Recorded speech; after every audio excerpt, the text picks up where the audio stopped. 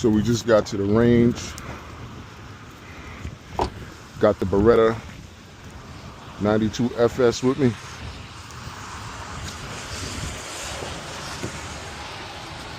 We're gonna put this thing through its paces. Got about maybe 150 rounds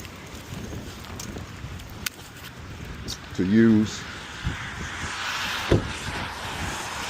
which is plenty to break this in. So we should be pretty much okay. Well, we're heading in right now, and that's gonna be that. Oh, which door it is? Isn't it?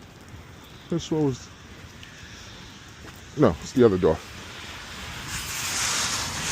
As you can see, I normally go to the outdoor range. This is the indoor range, which is 24 hours, 24-hour access. So we're heading in. Good evening, guys.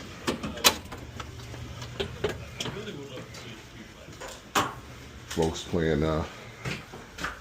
bingo or whatever.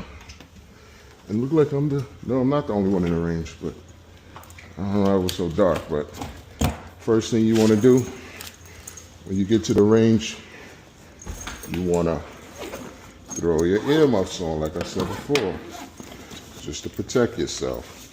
So that's kind of the first thing you want to do when you get in. So that's what we'll do. How you guys doing? What's happening? All right. So, have fun. Yes, thank you. Thank you. Put your earmuffs on. You can never have enough protection for your ears. It's pretty cool. Like I said, it's like a family at this particular gun club. It's kind of like that show Cheers, where everybody knows your name. I believe that's how it used to go. And I'm glad that they've coming out, because now I can then set up my gear and whatnot and everything that I have. I got these silhouettes today at the local pistol store. They're from True Glow, True C Targets, and just basically you can just take the sticker off and put it on the cardboard, and they have other stickers that allow you to cover the rounds that are exposed and whatnot, which is pretty good. I enjoy it. So now I'm going to the indoor range. Obviously nobody's here. The line is not hot. I'm particularly going to use the first bay here, and that's bay 8. And I'm going to put my silhouette up. And what's cool about these silhouettes, you can just tear them right down. You don't need a stapler to staple your silhouette on to the actual target, and you just put it there like so. It'll stick. No stapler gun needed. And like I said, as you need to cover those rounds that were hit, you can do so with that. You're gonna roll that down. Target gotta be past the red line area, like that is. Gonna go back in here with this Berretta 92 FS. They only gave me one magazine for some particular reason. I don't know why, but they only gave me one mag, which sucks. But it is what it is. So we'll have to take some time to load. I don't have a speed loader.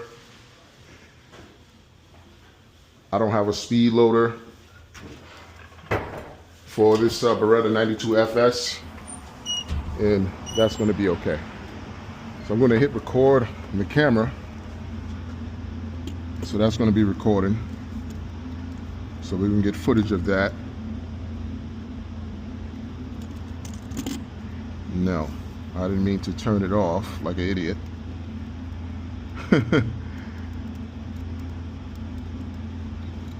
All right.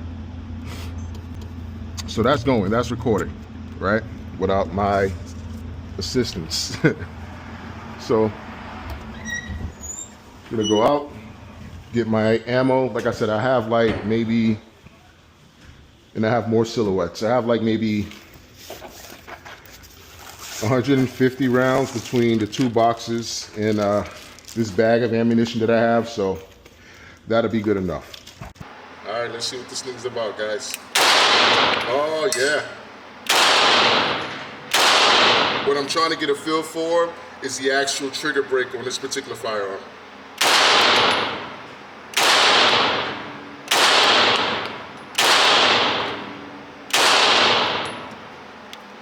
All right, we're out. So again, it's chambered in 9mm, right? It's not much recoil more than, let's say a Glock 19, which I do have, which I'm probably gonna come here again tomorrow and fire that Glock 19. I call that my my Trump Glock 19 because I changed the faceplate and I put Donald Trump on the faceplate. So that's one I'm gonna bring out. I'm probably gonna also see what the hell is going on with my high point, because for some reason my high point would not fire while I was at the range yesterday. I don't know if it was because of the weather. I don't know what the deal was, but that thing would not fire. And if you know me, you've been on my channel for a while, that's a particular carbine that I'm fancy of because I've customized it so much. But we'll figure out, we'll get to the bottom of that. And again, I'm only working with 1 magazine. Berretta only gave me 1 magazine with this particular firearm, so I don't know if that's a normal thing or maybe just a mix-up. But I'm going to buy maybe 2 or 3 more within the next couple of weeks. You know. All right. Line is hot.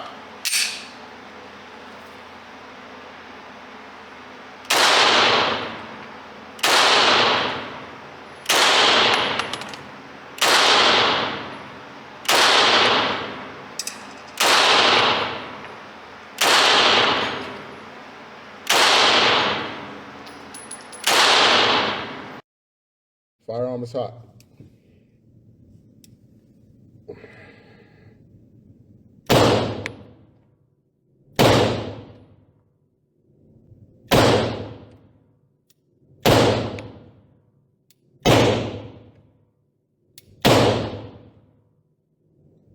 I think I found that trigger break.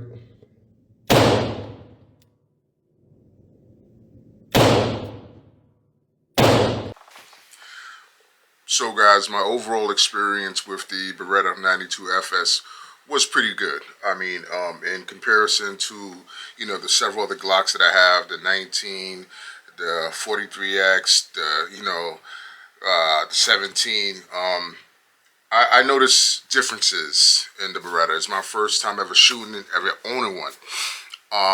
It's a very heavy 9mm. By the way, the firearm has no magazine and there's no round in the chamber. For safety purposes, I'm also going to open a slide and keep it open, right? So overall, like I said, I had very good experience with the Berretta 92 FS. Again, it's a very heavy firearm for the particular caliber that's coming out of it, and maybe that's to assist with the accuracy when you're shooting it. It does shoot very accurate. I'll give you that much. Once again, it's very heavy. Another con I didn't like about it was the actual trigger. I'm more of a flat face trigger type guy at this point in time. I have most of those on my Glocks. So obviously this is more of the conventional trigger.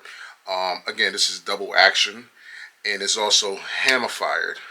So this is probably my first hammer fire pistol that I actually owned. And again, like I said, man, I really don't have much many cons or many bad things to really say about it. For the actual price, I paid $700 for it. So again, this is a particular firearm that's been used prior in the past by law enforcement, also the military, to some extent, and obviously they transition a lot of law enforcement transition over to the Glocks or the Canics now. But again, I see why a lot of law enforcement, including my buddy, had so much to rave and say about why this is a firearm that's worth acquiring and having just in your stable. You know what I mean? And once again, I put maybe 150 rounds through it already at this point in time. It did not jam, not once. Not once did this firearm jam, so I was very pleased with that. Again, I also like the finish. I like the make of it. I like the way the slide goes back so fluidly and the barrel really doesn't move. It's the actual slide that moves. And it just, the way the aesthetics is set up, um, it's pretty decent looking. It's ambidextrous with a safety. Has a thumb safety. It doesn't have a trigger safety, which is very good. And, again, I just have so much to say about it. I'm not sure about what the customizations looks like when you're customizing it. I have to do some more research on that. But I did buy a duty holster, so if I wanted to carry this at work and whatnot, I'll be able to carry it without any issue.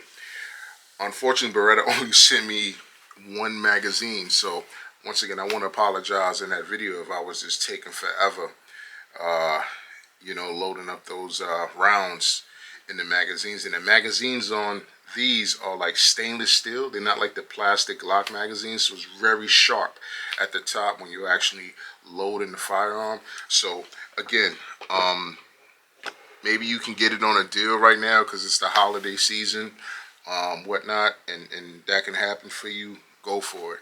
But to be quite honest, it's worth it. It's worth it. It's heavy. You're not going to be concealing this thing. This is not a handgun that you want to conceal, right?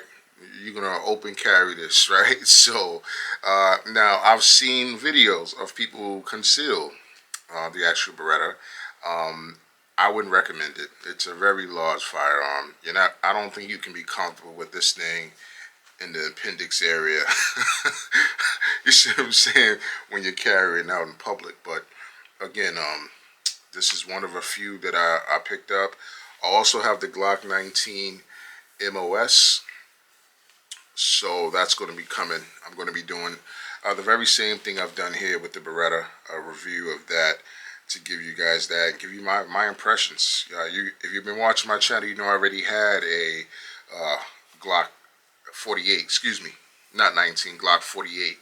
But I got the Glock 48 MOS. And MOS pretty much just allows you to put an optic on the pistol immediately without having to mill the top of the pistol, because the 48, it doesn't come like the MOS do, the regular 48.